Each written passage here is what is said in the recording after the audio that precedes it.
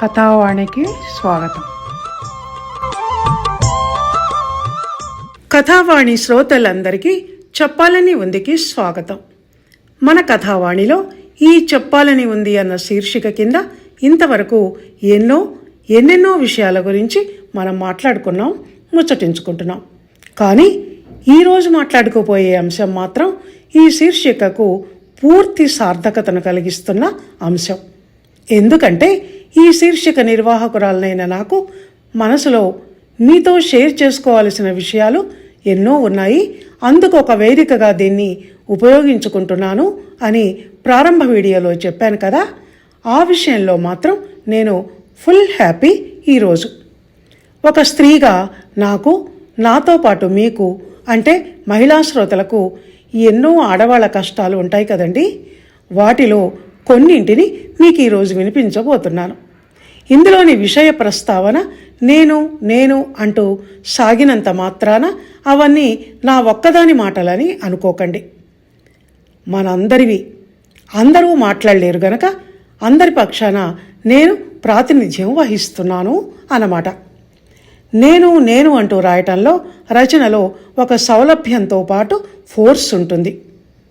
ఇంతకు అయ్యో నామతి మరపు మండ, ఈనాటి అంశం పేరే చెప్పలేదు కదూ. ఇప్పుడు చెప్తాను.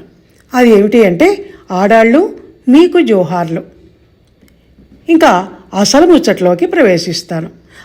మరొక్క మాట, ఇదేదో లేడీస్ స్పెషల్ టాపిక్ అనుకొని పురుష శ్రోతలు దీనికి దూరంగా ఉండకండి. మీరు వినాల్సిన మాటలు కూడా ఇందులో చాలా ఉన్నాయి. ఓకేనండి? ఓకే. ఆడదై పుట్టిన దానికన్నా అడవిలో మానై పుట్టడం మేలు అన్న సామెతను మొట్టమొదట ఏ ఆడది అన్నదో కానీ ఆమెకు పాదాభివందనం చేయాలని అనిపిస్తుంటుంది నాకు. ఈ సామెతను విన్న కొంతమంది అమాయకపు ఆడవాళ్ళు ఏమనుకుంటారంటే దీన్ని ఏదో పెద్ద కష్టం వచ్చినప్పుడే వాడాలి అని. కానీ అలా ఏం లేదండి. ప్రతి నిత్యం పొద్దున పక్క మీద నుంచి లేచినప్పటి నుంచి మళ్ళీ రాత్రి పక్క మీదికి చేరేదాకా అడుగడుగున ఆడవాళ్లకు ఎన్ని కష్టాలో అనుభవించిన వాళ్ళకే తెలుస్తుంది తప్ప మాటల్లో చెప్పటం కష్టం. బతుకంతా సర్దుబాట్లు, కుంచుకోపోవటాలు, తనను తాను తక్కువ చేసుకోవటాలు, తనకు మాలిన ధర్మాలు, త్యాగాలు ఇవే సరిపోతున్నాయి ఆడవాళ్ల బతుకుల్లో. అందుకే త్యాగశీలవమ్మా మహిళ, అనురాగశీలవమ్మా అన్న పాటను ఇల్లుడుస్తూ, అంట్లు తోముకుంటూ అనునిత్యం నేను పాడుకుంటూ ఉంటాను. మన మంచితనాన్ని గుర్తించి నువ్వు ఫలానా అని ఈ పురుషాధిక్య సమాజంలో ఎవరూ మనల్ని అనరని నాకు తెలుసు. అందుకే మనల్ని మనమే అనుకోవాలి అన్న అభిప్రాయానికి నేను వచ్చి చాలా కాలమైంది. పురుషాధిక్యత అంటూ పురుషుల్ని ఆడిపోసుకోవటం ఎందుకు? మన ఆడవాళ్లకే మనకు మనం ప్రాముఖ్యం ఇచ్చుకోవాలి, మనల్ని మనమే గౌరవించుకోవాలి అన్న విషయం తెలియనప్పుడు. ఇక అసలు విషయానికి వస్తే ఆడవాళ్లకు కష్టాలు చిన్నప్పటి నుంచే మొదలవుతాయండి. నా విషయానికే వస్తే నాకు గౌన్ల ప్రాయం గుర్తులేదు, కానీ లంగా జాకెట్లు వేసుకునే వయసప్పుడు మాత్రం ఏ ఒక్కనాడు ఇవి నా బట్టలు అనుకుంటూ నేను వేసుకున్నది లేదండి. మా పెద్దక్క బట్టలు తనకు పొట్టి అయ్యాక మా చిన్నక్కకు పొట్టి అయ్యాక నాకు అలా అవి ట్రాన్స్ఫర్ అవుతూ వచ్చేవి. అక్కల ఒంటి మీద చూసి ఉన్న అవే మళ్ళీ నా ఒంటి మీదికి రావటం చిరాకు కలిగించినా మారు మాట్లాడకుండా వేసుకునేదాన్ని. మాకు చీరలు కట్టుకునే వయసు వచ్చాక మా అమ్మ సామూహికంగా మాకు చీరలు కొన్నది. అంటే ఏ చీరను ఎవరైనా కట్టుకోవచ్చు అన్నమాట. బ్లౌజులు ఒక్కటే ఎవరి సైజువి వాళ్ళవి. అవి ఒక 4 ఉంటే ఒక్కొక్కరికి అన్ని చీరల మీదికి అవే గిర్రున తిరిగి వచ్చేవి. మా అన్నయ్య మాత్రం ఏకఛత్రాధిపత్యం ఏలుతున్న రాజులా పూల చొక్కా వేసుకొని పూల రంగళ్ళా తిరిగేవాడు రోజు. మా పెద్దక్క పెళ్ళైనాక మా బావ మరదళ్ళమైన మాతో సరసం ఆడుతున్న వాడిలా మా చిన్నక్క వంక నా వంక చూస్తూ, మీకు మొగుళ్ళు దొరక్కపోతే అక్క మొగుళ్ళైన నేనే గతి అనేవాడు మోటుగా. దాంతో అబ్బే ఛీ ఇక్కడ సెకండ్ హ్యాండేనా అనుకునేదాన్ని నేను మనసులోనే. పెళ్లికి పూర్వం కన్నెపిల్లగా నా జీవితం అలా ఉంటే, పెళ్ళయిన తర్వాత అది మరో రకం బానిసత్వంగా మారి మా పతిదేవుడి వైపు మళ్ళింది. మా అత్తగారి అత్తగారు 90కి చేరువవుతున్న ఆవిడనేది రోజు పెళ్ళాం అంటే అలా ఉండాలి, పెళ్ళాం అంటే ఇలా ఉండాలి అంటూ స్త్రీ సూక్తులను నిమిషానికో 4 వల్లిస్తూ ఉండేది. పిల్లా పిల్లా అని నన్ను సంబోధిస్తూ. నేను కాపురానికి వెళ్ళిన మొదటి రోజు ఆవిడ ఏం చేసిందంటే, మా ఆయన అన్నం తిన్న వెండి కంచంలో కంచం కడగకుండానే నాకు అన్నం పెట్టి, నువ్వు రోజు నీ మొగుడు తిన్న ఎంగిలి కంచంలోనే అన్నం తినాలి పిల్ల అంది, కట్టుడు పళ్ళు కనిపించేలా ఇకిలిస్తూ. ఆయన గడ్డ పెరుగు జుర్రుకొని తిని లేచిన ఆ పెరుగు మరకల కంచంలో అన్నం పెట్టి కూర వేస్తుంటే నాకు వాంతి వచ్చినంత పని అయింది. మా అమ్మ ఎప్పుడూ పిల్ల ముద్దుగాని అంటూ అదేదో మోటు సామెత చెప్తూ ఉండేది. ఆ సమయంలో అది గుర్తుకొచ్చి, మొగుడు ముద్దయితే ఆయన తిన్న ఎంగిలి కంచం ముద్దా అని అనుకునేదాన్ని నేను. ఉక్రోషం లోనుంచి తన్నుకొని వస్తుంటాయి. ఇక ఈ ఆడవాళ్లకు జీవితంలో ఏనాటికి ఇండివిజువాలిటీ అనేది రాదా, ఉండదా? నేను నాది అని అనుకునే యోగమే లేదా? తనకంటూ ఓ ప్రత్యేకత గుర్తింపు ఉండవా అని అనుకుంటూ నాలో నేను వాపోయేదాన్ని. ఉండవు అని సొంత కాపురం పెట్టి వంట వార్పు, పతిసేవ వీటిలో పీకల్లోతు వరకు మునిగిపోయాక ప్రాక్టికల్గా అప్పుడు బాగా బోధపడింది నాకు.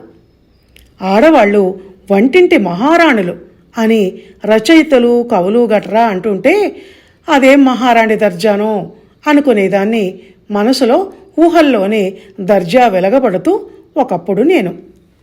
మహారాణి కాదు, మట్టిగడ్డలు కాదు అని తర్వాత నా ఇల్లాలి జీవితం మరో 2 అడుగులు ముందుకు వేశాక అప్పుడు అర్థమైంది.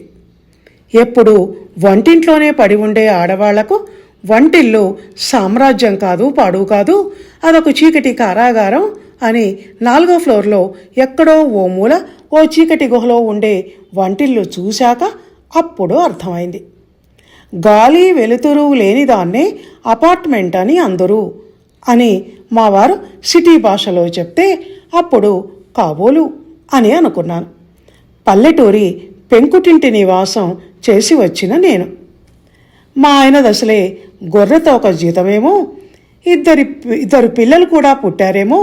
దాంతో నా పొదుపు పథకాలు తారస్థాయిని చేరుకున్నాయి.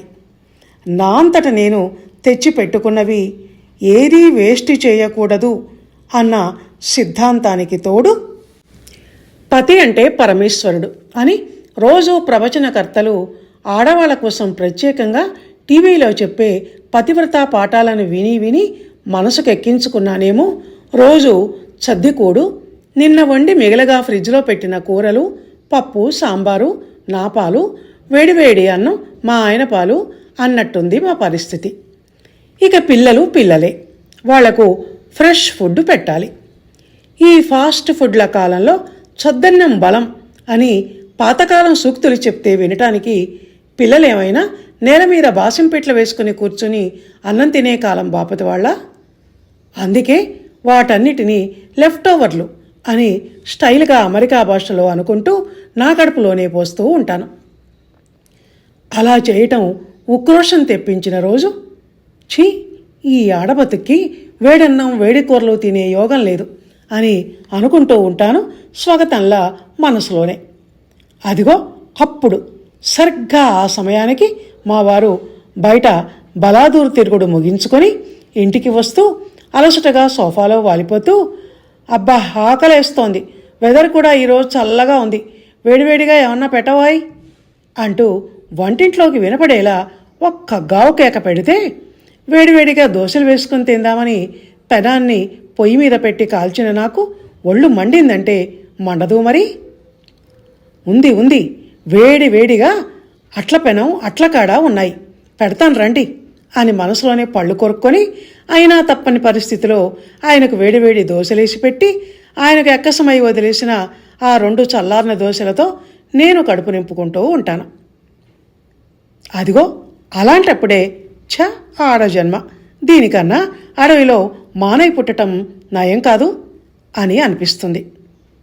మా పరిమిత బడ్జెట్ సంగతి పిల్లలకు బోధపడే విషయం కాదు గనక గిన్నెడు ఉప్మా చేసి పెడితే అది తినమని భీష్మించుకొని కూర్చుని, mummy I want Maggi noodles, mummy I want omelette అంటారు కోర్కెల చిట్టా విప్పుతూ పిల్లలు.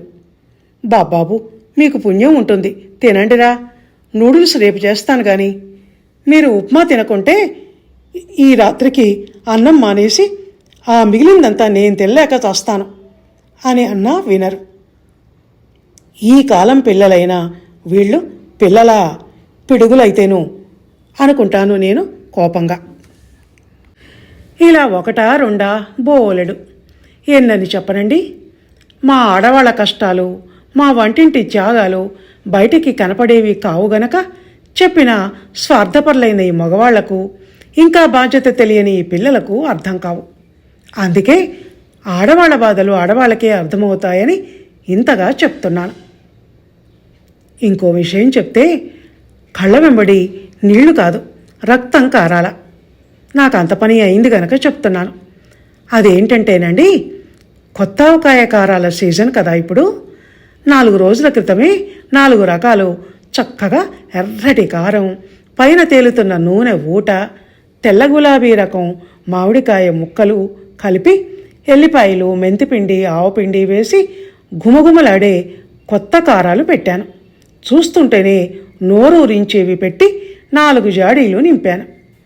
మా ఆయన మామిడి ముక్కల్ని పంటి కింద పెట్టి కొరుకుతూ ఎర్రటి కారాన్ని కంచండు కలిపి భలేగుంది భలేగుంది, ఆవకాయకు సాటి వచ్చేది లేదు ఈ లోకంలో అంటూ రన్నింగ్ కామెంటరీతో సహా మాయాబజార్ సినిమాలో ఘటోద్గజుళ్లా కొత్త ఆవకాయ కలిపిన అన్నం రాసులు పోసుకొని మరీ లాగిస్తున్నారు 2 పూటలా. మా పిల్లలేమో మమ్మీ కర్డ్ రైస్ విత్ ఆవకాయ బద్దా అంటూ సగం ఇంగ్లీషు సగం తెలుగులో విత్ యాక్షన్ అడుగుతుంటే ముప్పూటలా వాళ్లకు 3 మామిడికాయ ముక్కలు, ఒక్కోసారి విత్ టెంక కలిపి ఇవ్వలేక నా చేతులు పడిపోతున్నాయి.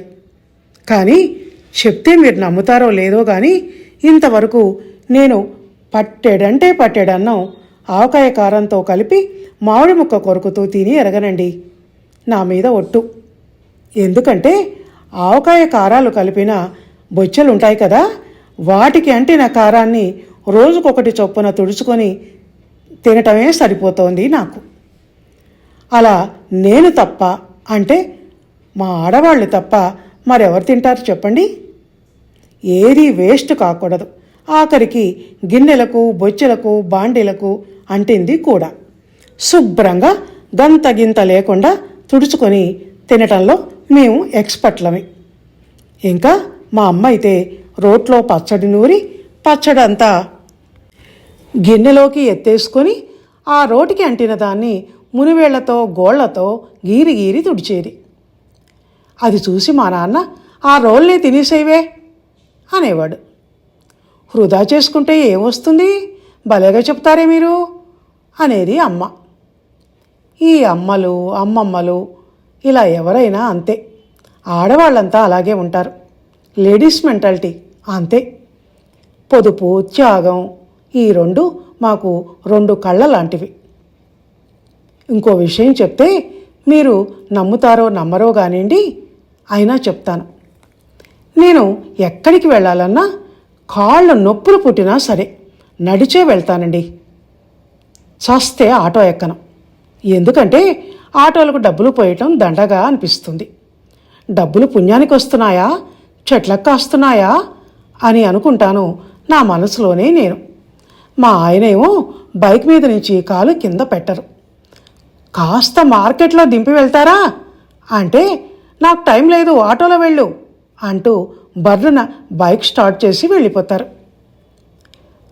ఆ ఆటోకి ఎంత అవుతుందో ఆయనకి ఐడియా ఉంటే కదా అసలు. నేనేమో పిచ్చిమోహన్ దానిలా ఆయన సంపాదనను నేను పొదుపుగా ఖర్చు పెట్టే ప్రయత్నంలో అలా కష్టపడుతూ ఉంటాను. ఎంత చేసి ఏం లాభంలేండి. మా ఆడవాళ్లకు గుర్తింపు ఉంటేగా. అది ఉంటే ఏ ఒక్క పురుష పుంగవుడైనా ఈ పాటికి ఆడవాళ్ళు మీకు జోహార్లు అని అని ఉండడు. కొంతమంది జీవితాలు అంతేనండి. ముఖ్యంగా మా ఆడవాళ్ళవి. కడుపు చించుకుంటే కాళ్ళ మీద పడుతుంది అన్నట్టు మా ఓడు మాకు మాత్రమే అర్థమై ఏంటి లాభం? అందుకే కథావాణి శ్రోతలు, ఇక ఉంటానండి. బాగా అలసిపోయాను. వాగి వాగి నా నోరు నొప్పి పుడుతోంది. ఫ్రస్ట్రేషన్ అండి, ఫ్రస్ట్రేషన్. దానివల్లే ఇదంతా. కొంచెం నోటికి రెస్ట్ ఇస్తానిక. ఇంతవరకు ఆసక్తిగా విన్నందుకు మీ అందరికీ ధన్యవాదాలు. మగవాళ్లకు మరీ మరీ ధన్యవాదాలు. మళ్ళీ కలుద్దాం. ఉంటానండి. బాయ్.